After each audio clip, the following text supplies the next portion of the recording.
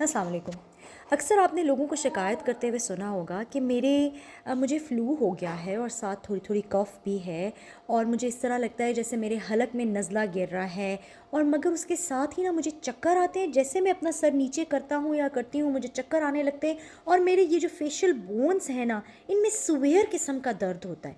यानी कि मैं अपनी आँखें खोलना मेरे लिए अज़ाब हो गया है।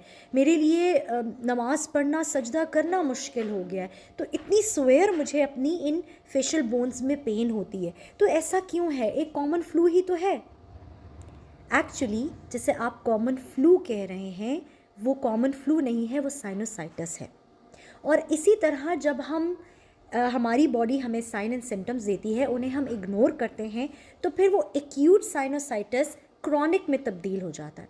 जब क्रॉनिक साइनोसाइटिस हो जाता है तो चूँकि हम अपनी मर्ज़ी से कॉमन फ्लू को या फिर उसे बैक्टीरियल फ्लू समझ के एंटीबायोटिक्स की भरमार कर देते हैं, तो हम रेजिस्टेंस क्रिएट कर लेते हैं। फिर जैसे ही हमें साइनोसाइटिस का अटैक होता है तो कोई भी एंटीबायोटिक, कोई भी मेडिसिन उसको ट्रीट नहीं कर पाती।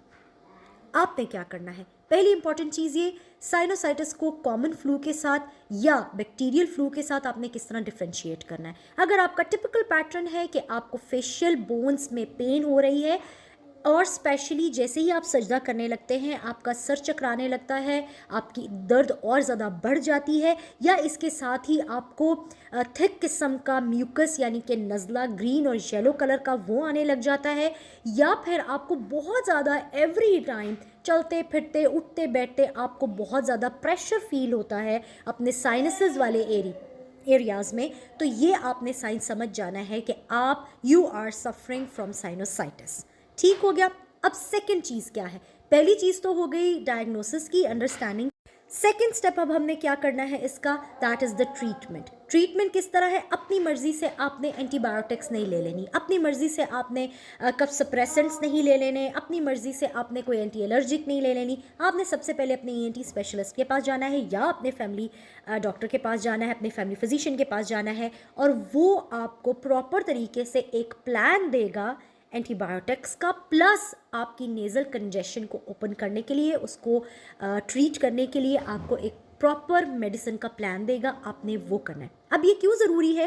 ये इसलिए ज़रूरी है कि जब आप मेडिसिन को प्लान के हिसाब से नहीं लेते हैं तो मेडिसिन की रेजिस्टेंस होती है। आपने 3 दिन लिए एंटीबायोटिक और आप उठ के बैठ गए, जी बहुत अच्छा फील हो, छोड़ो अब दवाई क्यों लेनी, मैदा गर्म हो गया, मैदे में दर्द ख़त्म, दर्द शुरू हो जाएगी, और एंटीबायोटिक से तो मैदे के कमज़ोर हो जाता है, वो नहीं लेना चाहिए।